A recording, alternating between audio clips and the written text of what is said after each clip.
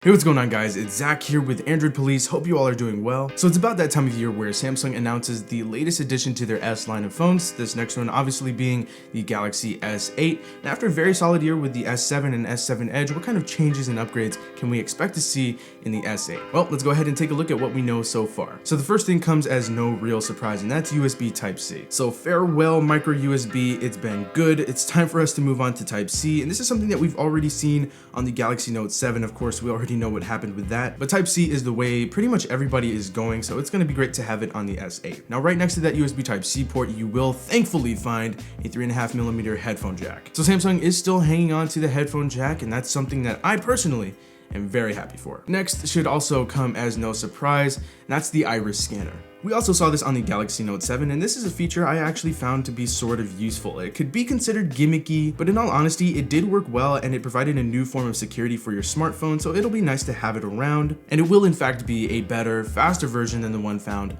on the Note 7. Alright, so next up we have improvements to the hardware. So as we've seen in leaks all over the place, the S8 will have incredibly small bezels, and this is something that we all welcome, so we'll be getting a much better screen to body ratio. Not too sure how this will affect rigidity as far as drops go, but we'll just have to wait and see. The screen will also have curved corners, so that'll be neat to check out, definitely add something new. Now with those smaller bezels, this will open the door for larger screens. Now some of you did fist pumps, while the rest of you probably rolled your eyes at that one. There will be two sizes, and the regular S8 will have a 5.8-inch display, and the larger plus size model will have a 6.2-inch display. Whoa, wait, what? At first, this seems like Samsung is just gonna go crazy making these giant phones that you can't handle. But don't worry, they're actually just making the screens taller. So instead of the regular 16:9 aspect ratio, we're actually getting 18.5:9, which not only means taller, but it also means that the width will stay exactly the same. So you're probably asking, why the taller screens exactly? Well, Samsung will be getting rid of the physical home button and the flanking touch-sensitive capacitive buttons. These will be replaced by fully virtual software-based keys. So Sammy is finally done with the same button configuration they've been giving us for a very long time, and after using virtual buttons on Nexus phones, LG devices, and now the Pixel, I'm very excited to see how these work on a Samsung phone. I gotta admit, it'll be weird at first, but I'm looking forward to it. But they will be in the same orientation as they were before, with the back button on the right and the multitasking on the left, which is backwards in comparison to normal soft keys. But what this also means is the relocation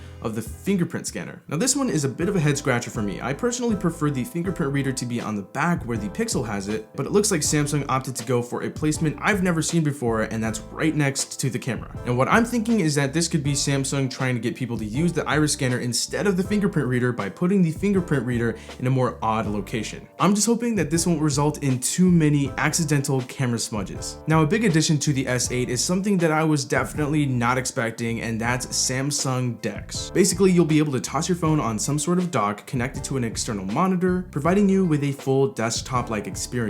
Now, this is definitely going to be a huge addition to the S8, and it's a great selling point. It's something that is sure to make the S8 a much more versatile device. But of course, that hinges on whether DeX will even be good or not. We'll just have to wait and see. But other than those things, you can expect the regular specification bumps, better cameras, faster processor. We're thinking that some of them will at least have the Snapdragon 835, but surprisingly enough, one thing that won't be getting a bump will be the size of the batteries. They will be sticking a 3000 mAh battery in the regular S8, and in the Plus model, they will be sticking a 3500 mAh battery, which is actually smaller than the one found in the S7 Edge. So I'm kind of nervous about that, but we're just gonna have to wait and see for that one as well. So that pretty much does it for the video. We're just about 1 month away from the official unveiling of the S8, but I want you guys to hit up the comment section and let me know what you think about all of the things confirmed about the Galaxy S8, and if you'll be picking one up or not based on those leaks. But anyway, that's been it. I hope you guys enjoyed the video. If you did, feel free to hit that like button, subscribe to the Android Police channel if you haven't already. But that does it for me. I'll talk to you guys later, and thanks for watching.